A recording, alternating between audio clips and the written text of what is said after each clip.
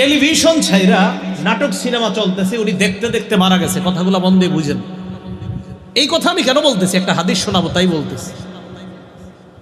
আরেকজন কোরআন তেলাওয়াত করতে করতে করতে করতে ঘুমিয়ে গেছে, ওই ঘুমে মারা গেছে। আবার বুঝেন, আরেকজন সুবহানাল্লাহ গনতে গনতে আঙ্গুলের কর গনতে গনতে ঘুমায় গেছে।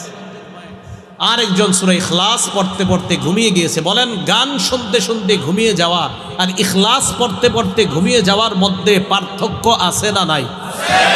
কি পার্থক্য? এবার হাদিস শুনুন। মুসলিম শরীফের 2878 নম্বর হাদিস, 2878 আমাদের মাদ্রাসার পাঠ্যপুস্তক অনুযায়ী।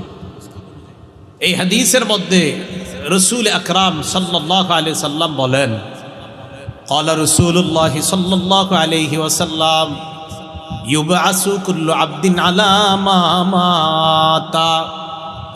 কিয়ামতের ময়দানে প্রত্যেকটা বান্দাকে ওই অবস্থায় উঠানো হবে যেই অবস্থায় বান্দা মারা যায়। কিয়ামতের ময়দানে বান্দাকে ওই অবস্থায় উঠানো হবে যেই অবস্থায় বান্দা মারা যায়। একবার ভাবেন, নাটক সিনেমা দেখা অবস্থায় আপনার মরণ যদি হয়, সূরা ইখলাস পড়তে পড়তে আপনার মরণ যদি হয়, গান শুনতে শুনতে যদি আপনার মরণ হয়, টিভি দেখতে দেখতে যদি আপনার মরণ হয়, কোরআন পড়তে পড়তে যদি আপনার মরণ হয়, আল্লাহ নবী বলেন ইউবাসু কুল্লু আবদিন আলা মা মাত। প্রত্যেকটা বান্দা কিয়ামতের ময়দানে ওই অবস্থায় উঠবে যেই অবস্থায় তার মরণ হয়। মুসলমান, আপনারা যদি রাতের বেলা নবীর সুন্নাহ আমল করতে করতে মারা যান, কিয়ামতের ময়দানে সুন্নত জিন্দাকারী অবস্থায় আল্লাহ আপনাকে উঠাবেন। নবীর সুন্নত জিন্দাকারী অবস্থায় আপনাকে আল্লাহ উঠাবেন কিয়ামতের ময়দানে। এই জন্য আমাদের জাগ্রত অবস্থা। তাহলে আবার আসেন, আমরা ছিলাম না, আমাদেরকে জীবন দিলেন, আবার আল্লাহ আমাদেরকে মরণ দিবেন। আর এই মরণ দেওয়ার অবস্থা বললাম দুইটা। জাগ্রত অবস্থায় আমাদের রূহ নিয়ে যেতে পারেন, আবার ঘুমন্ত অবস্থায় ঘুমের মধ্যেই আমাদের আত্মা আল্লাহ কবজায় নিয়ে নিয়ে চাইলে ফেরত দিবে, না চাইলে আল্লাহ ফেরত দিবে না। এটা আল্লাহর ইচ্ছা।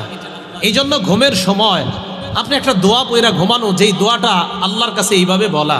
সহিহ বুখারী 6320 নম্বর হাদিসের বর্ণনা, আবু হুরায়রা রাদিয়াল্লাহু তাআলা আনহুর বর্ণনা। তিনি বলেন, ক্বালা রাসূলুল্লাহ সাল্লাল্লাহু আলাইহি ওয়াসাল্লাম ইযা আওয়াইতা ইলা ফিরাশিকা, তুমি যখন তোমার বিছানায় যাও, বিছানায় যাওয়ার পর ফালয়ানফুদ, নবীজি বলেন তোমরা যখন তোমাদের বিছানায় যাও, প্রথম তোমাদের কাজ হলো ফাতাওয়াদ্দা ওযুআকা লিস-সালাত, নামাজের জন্য যেইভাবে ওযু করো এইভাবে তোমরা ওযু করবা। এরপর নবী বলেন ইযা আওয়া আহাদুকুম ইলা ফিরাশিহি, তোমাদের কেউ যখন বিছানায় যায়